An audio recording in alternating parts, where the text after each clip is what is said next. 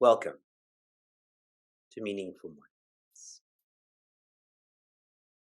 I'm in Cleveland right now with Vyasa. He and I are having a Pitra Putra weekend together.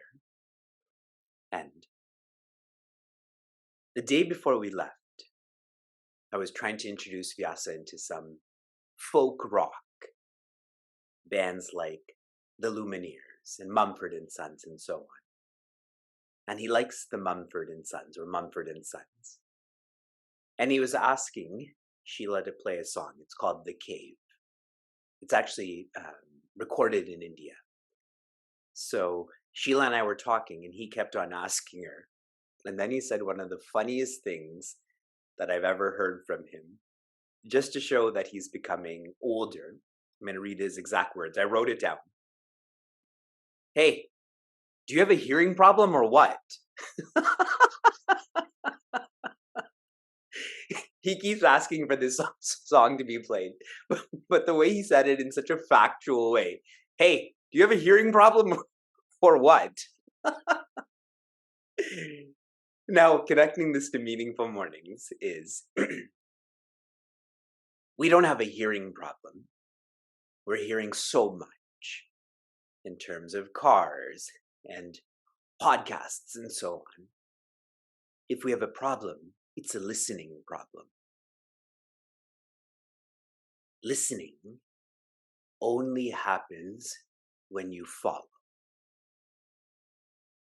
If you don't follow, then you haven't listened.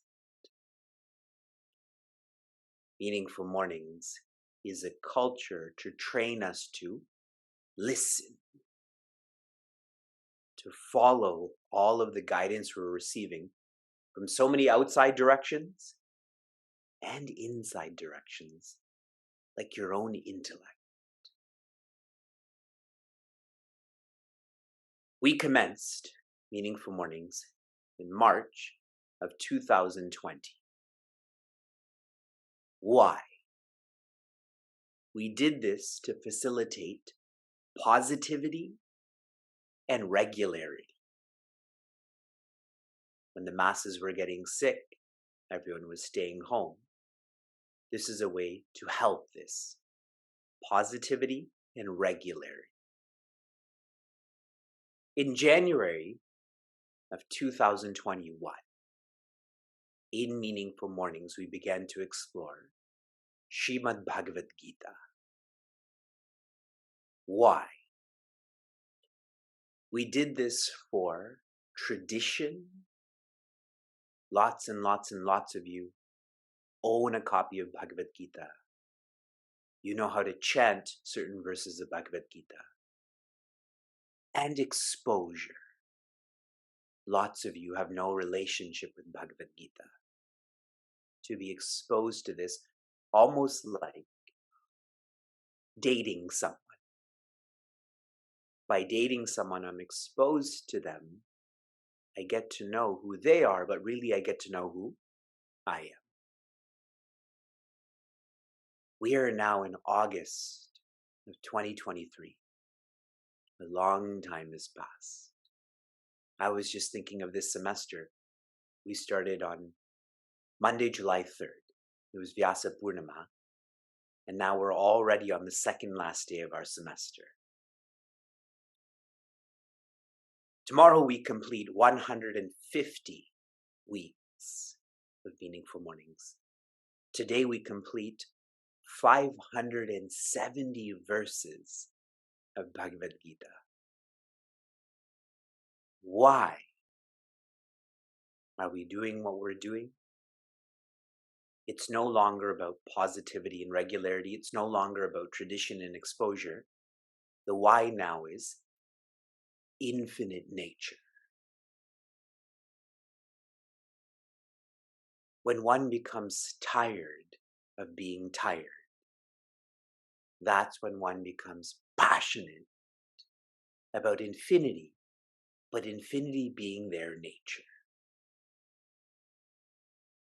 If you were to ask me, not that you ever ask me, but if you were to ask me, Vivekji, what do you want? I would want you to feel your infinite nature. If you change your vasanas, you change my vasanas.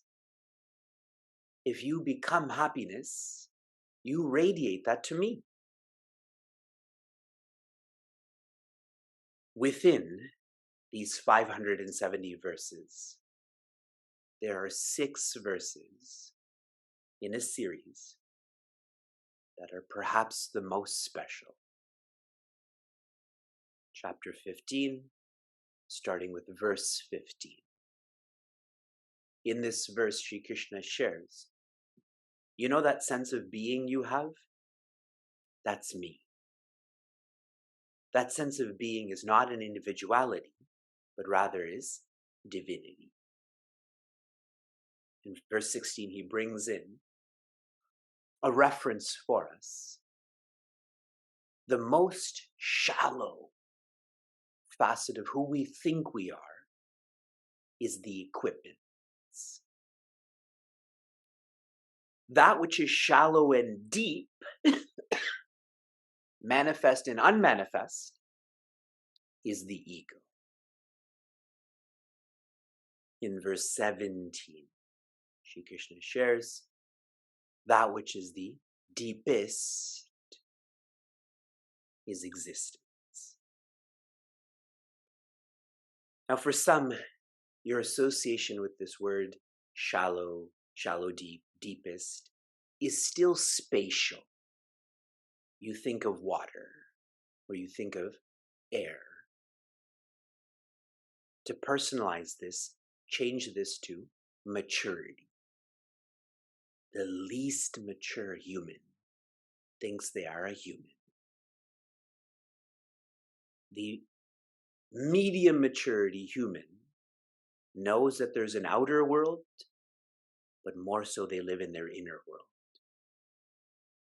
The most mature human knows that they're not a human. They are infinity. In verse 18, Sri Krishna asserts this, confirms this by sharing, you are the deepest, and the truth is, there are no other references. Shallow, deep, even deepest is a reference. But we're oriented towards that, so he's using such terms. And he's sharing, trust me. In these verses, he's sharing, trust me, this is who you are. And Prince Arjuna is feeling this, following this. What will happen when you trust what Sri Krishna is sharing? That you are not the equipments, you are not the ego, but rather your existence. In verse 19, if you are sarvavit. Sarvavit means you know this. You know this as clearly as you know how to brush your teeth. You know this as clearly as when a mosquito bites you. You know this. Then, sarva bhava, nothing holds you back from being this. I shared lots yesterday about how we justify and label it practical to work more, to relate more. That means ardhavit. You sort of know this, but you sort of don't know this. So Ardha Bhava. You dedicate to this and that.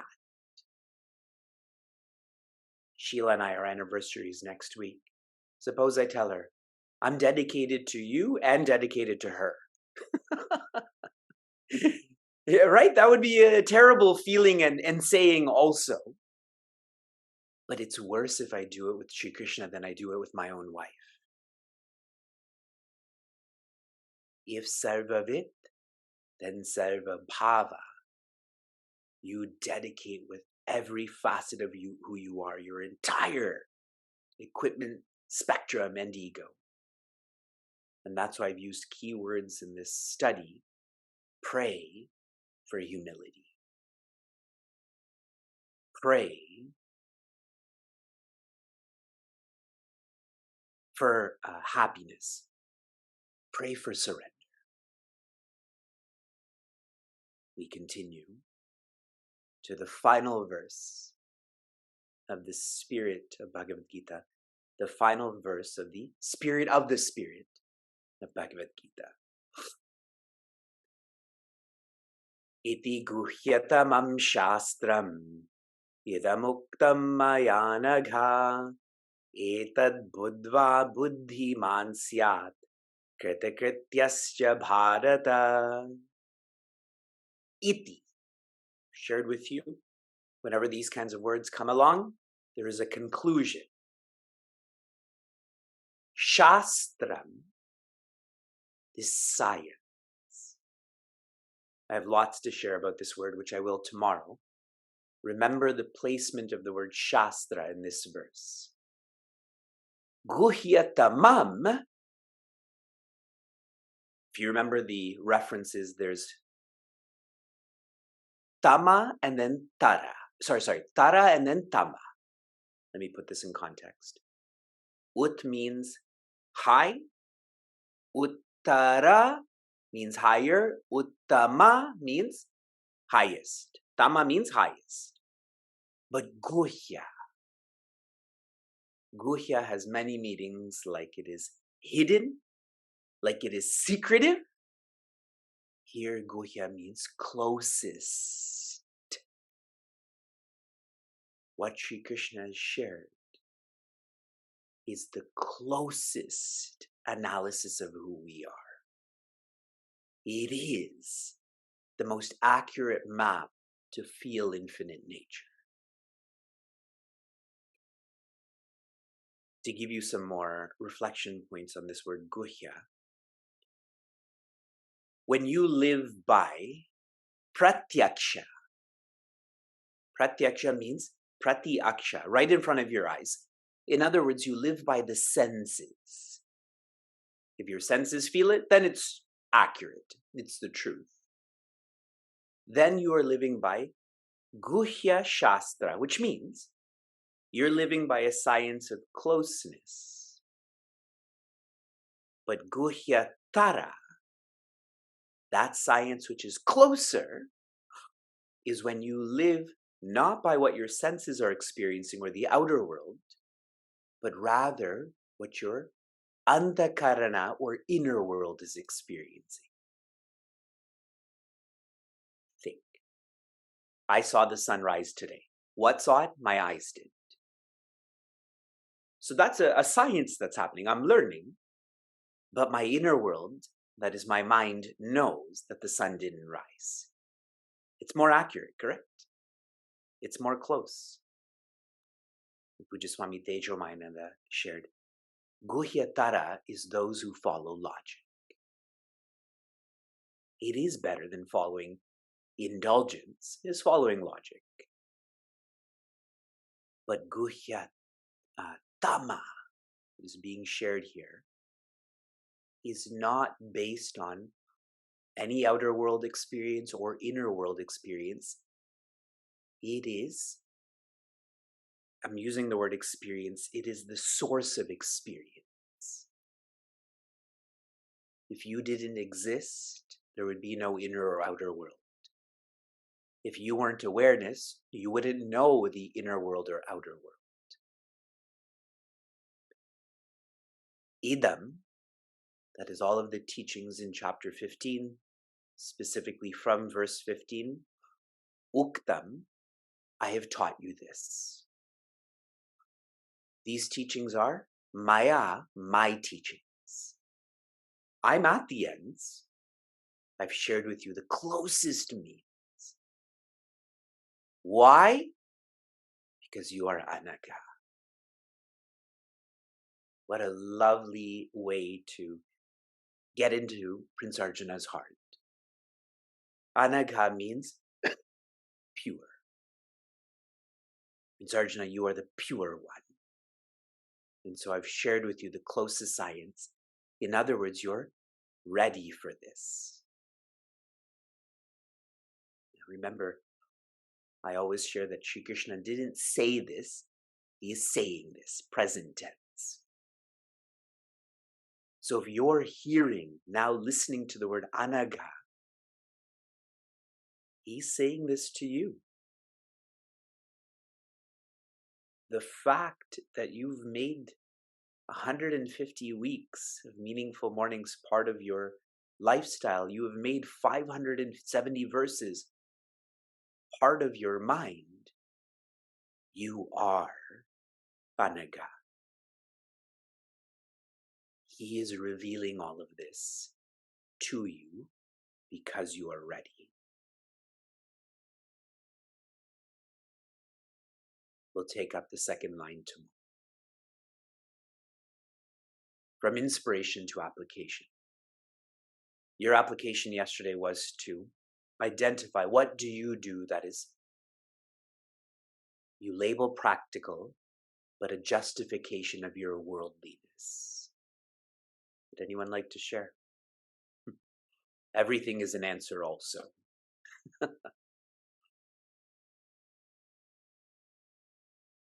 My observation here is when you are someone who lives for community, society, humanity, then what happens is our family feels insecure.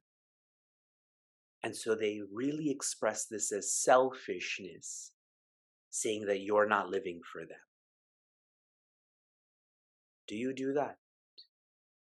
Do you pull down those who are more evolved than you, those who have vision, because you feel that they're not caring for you? Think about it. Your application for this morning is, I want you to write what chapter 15 has meant to you. One page, it's 250 words. And I want you to write this in a really awesome way. We're going to collect this. And when I meet Pujaswami Tejomayananda shortly, I'm going to give this to him. So after you've completed your one page, including your name and where you're from, you email this to our team. We'll put this all together and we will offer this to Puja Guruji because he's the one who's teaching us. Okay?